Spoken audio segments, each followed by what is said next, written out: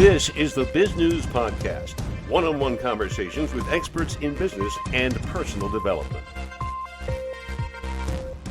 In the next minute or so, someone will have started a small business somewhere in the United States, adding to the well over 600,000 new businesses opening their doors this year. But of those, how many will fail? 1 out of 5 on average, and by the end of the second year, it's roughly 1 out of 3. But for the Muffin Man of Akron, Ohio, failure was not in the recipe. Steve Marks and his childhood and college buddy started a muffin shop in what was then a decaying part of downtown Akron. Very quickly, they saw how to move that small business off Main Street onto the road to big-time success and not as a muffin shop. Steve Marks joins us for this Biz News Sweet Success podcast. Steve, you have created a huge business out of something that is found in almost every kitchen in the United States, if not around the world, and that's the muffin. You've put some of your ideas into a new book, but we'll get to that in just a moment. If you would, tell us, how did you start your business, and for that matter, why? First of all, thanks for having me here today. My dream and passion was always to own my business. Even as a kid, I had a cinnamon toothpick operation. I mowed lawns. I did a lemonade stand door to door, washed cars, everything entrepreneurial in nature. So I was just looking for my opportunity to get into business. My next door neighbor was a professor at the University of Akron, and he was in management, but he said, if you can get into accounting, you can go into any business. So I followed his advice, became a CPA, and worked for a large firm in downtown Akron called Coopers & Lybrand, national firm. And my father asked me to go to one of those sheriff's real estate auctions during a lunch hour. And I don't know if you're familiar with sheriff's real estate auctions. These are auctions that people have not paid their real estate taxes, and they're auctioning off the property to the highest bidder. A property came up for bid at 214 South Main Street, and I worked at 50 South Main Street, so I sort of had an idea what it was, but I didn't know what it was. And to put these sort of auctions in context, you can sometimes buy a piece of property for $10, and you could be overpaying because this could have a property that could have an EPA issue, or it could be landlocked where you can't even get to the property. There's all kinds of different situations, so you got to be careful what you do. The bid started out at $200, and it was going once, going twice, and some guy was about to buy this property. So I decided to start my entrepreneurial career by bidding on this property, and I got into a bidding war with this guy, and I ultimately bought the property for $5,000. I didn't know where it was, what it was, and I didn't have $5,000, I might add. My father was sort of incredulous that I had done this, but I remember leaving the courthouse and literally running down Main Street to see where my net worth was located. And to my astonishment, my $5,000 had purchased a 5-story building in the heart of downtown Akron. But in 1986, downtown Akron was a blighted area. There was boarded up buildings, but the city of Akron was offering low interest loans and incentives and grants and all kinds of deals to develop property, but you had to put a retail store in it. So a buddy of mine and I, my partner, Harvey Nelson, we just decided to put a muffin store in there and really be real estate developers. We didn't look at it as getting into business that way. And on our first day, we had 2,000 people come through the door, and Great Scott. And that launched our business. Did you have any idea there was that market out there? Not particularly, although, we spent probably a year promoting the opening of our business. We went to literally every single business in downtown Akron. We went to radio stations, we went to TV stations, we went, wherever somebody would, have us, we went there. And so we had a pretty good idea that people knew about us. Fortunately, it was a great day, and Friday, it was a sunny day in downtown Akron, and the traffic never stopped all day long. And were you prepared for that? We had, we couldn't hire an abundance of employees, but we had our friends there, we had our family there, we had friends of family there in the back and helping, and it was just it was like as I describe it in my book, it was like a bar mitzvah and a wedding combined all in one day. So. Well, it must have been a lot of fun, but what happened on day two? Well, that's when reality set in, when we realized that we didn't know what we were doing. And so, it was a learning curve. And fortunately, we were young and naive and didn't know what to expect. And we worked hard. And, to get to that sort of next stage, about 6 months into it, a restaurant owner came to our restaurant and said he wanted to buy our batter, take it back to his restaurant and bake off muffins. And we really didn't see the light there. We really looked at it more of a threat than an opportunity. And we said, you come here, when we close, you bring your own buckets. And if we're in a good mood, we'll sell you some muffin batter. And the guy jumped through all these hoops, and we did. We sold him some muffin batter. And the next day he came back and wanted a different variety. And the next day, and then about 3 days later, he bought a friend of his. And that was the aha, light bulb moment when we realized that this could be a wholesale element. And that's ultimately what we focused on and jettisoned our retail outlet and focused on just the wholesale batter business. And that's sort of our defining moment when our first pivot and when our business really took off.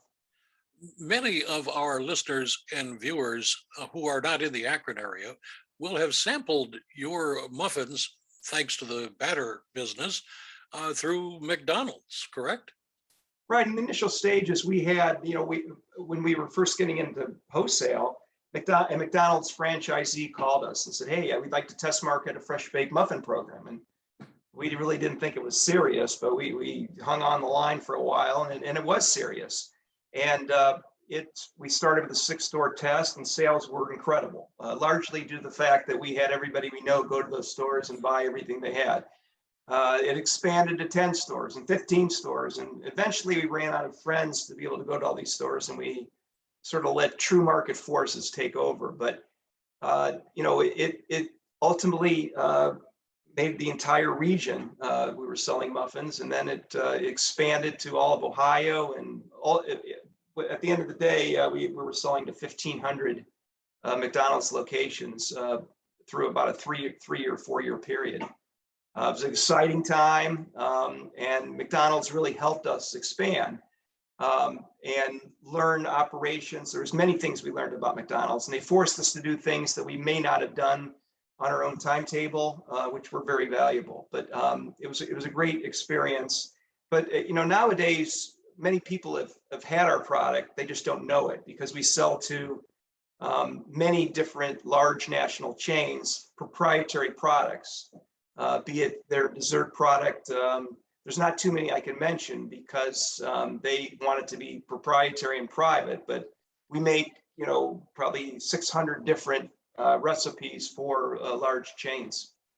How on earth did you scale your business to that size? Certainly you had to start hiring like madmen. It took, I like to say that you can eat an elephant, but you have to do it one bite at a time. And that's sort of how we did it.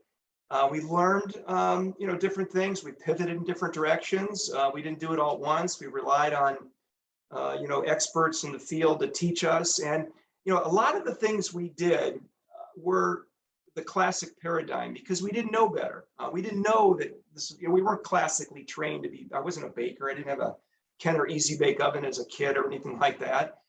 So, a lot of things we did, we learned, and we didn't know what not to do.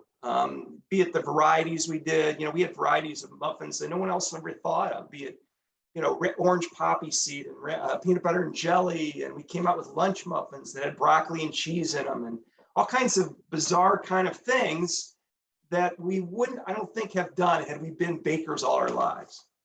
Sometimes it's good not to know how the whole thing goes together when you start working on it, right? Exactly. And we were naive kids. And, if we had known all the things that we would have to do over the next several years. You'd still be a CPA. Right. Well, fortunately, being a CPA, I had a lot, Cooper's and Library taught me so many things about operations and time and management and things I I wouldn't have learned otherwise. So I'm very grateful for that experience. But there's just so many things that we had to learn, and we were just eager to do it, and we weren't going to let arduous paths deter us from accomplishing our goals. Sometimes when a company expands rapidly, it starts branching out all over the place, acquiring things that aren't core to its business. Have True. you ever been tempted in that regard? We have sort of two things. One is focus. Is that's been our mantra. It's when we were doing retail and wholesale at the same time, and our wholesale business, both were going incredibly well, but we didn't think we had the infrastructure to be able to do both well. We made, as I said before, we made a conscious decision to get out of retail and put all our efforts on wholesale. Eventually, we did the same thing with proprietary products and not having a stock product in all the distributors, because we felt we couldn't do all these things well. So I think we had a pretty good mindset to be able to focus. The other thing that sort of built into our system is that Harvey and I were true partners, that if I wanted to do something and he didn't, we didn't do it. I had to convince him to do it. And so that became a sort of devil's advocate that really was a driving force for our business, that we both had to agree to do something before we did it. How do you maintain a good relationship between the partners? That's a question I get asked a lot. Harvey and I grew up together. Our parents grew up together. Our grandfathers grew up together. So we had a history. I would say we're more like brothers, but that doesn't mean we're going to get along. So it's like anything else. A marriage, you got to compromise. You got to work, make sure the other person is happy. And when I was down, he'd pick me up, and vice versa. So it was that kind of a partnership. We had the same goals, which is important. We had the same work ethic, which is important.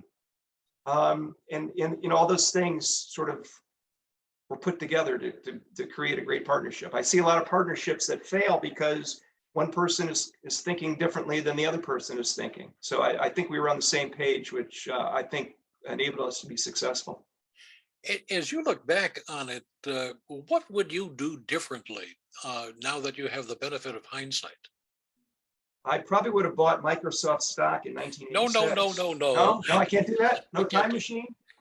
I there's not too many really mistakes that are so glaring. I would say that we've made a lot of hiring mistakes over the years, hiring thousands of people. And there's certain things that we didn't do it twice. We didn't make the same hiring mistake twice. There's mistakes we made with not opening up to more of a population when we were hiring people. We'd hired a friend of a friend kind of thing. Those have turned out to be mistakes in some cases. So we didn't do that again. But I wouldn't say there was too many things go, why did I do that kind of thing? So I'm grateful for that. How do you maintain a positive attitude, especially with all the things that a business owner has to deal with? And the list is endless. And I'll just cap it off with a little frosting of COVID. Yeah, well, I sold the business 4 months before COVID, so I didn't have to. I sold to private equity, and I retired, so I didn't have to go through that. My business partner did stay on for a year, and he did have to go through that. So I personally didn't have that path, but in overall, I think I have a general optimistic viewpoint on things, and I'm always looking the glasses, half full kind of thing. And again, the partnership was one where if I was down, my partner would pick me up, and if he was down, I would pick him up. And we always had each other to lean on. So, again, the elephant one bite at a time is a mantra of mine. And it's okay to enjoy your success. Just don't quite believe it is another one of mine that I subscribe to, that, I kind of think it's going to go away. And even though it never has, we've always had a pretty good success path. There's been, not to say that there hasn't been a lot of roadblocks and problems we had to solve, but I understood early on that in order to be successful, you had to be a good problem solver, and you had to have the infrastructure in your business to be able to solve problems. problems don't go away. I thought that maybe as I get bigger and the sales were more, that the problems would go away. They never did. And once you come to that realization, that makes things a little more easy to accomplish, I think. Now, you have put a lot of your ideas into a new book. Let's tell our audience a little bit about it. Yeah, thanks. I had written chronicles over the last 40 years over things that have happened to me, things that, stories that I wanted to sort of get down on paper, lessons I learned, sometimes the hard way, sometimes serendipitously. And I chronicle and journal it every year. And so when I retired, I had this 6-7 inches of data sitting on my desk staring at me, and I decided to do something with it and fill in some history with it. And it was really cathartic also to get it out there and put it out there. And I wanted, people to, my kids, my grandkids eventually to be able to see this. And I wanted it documented.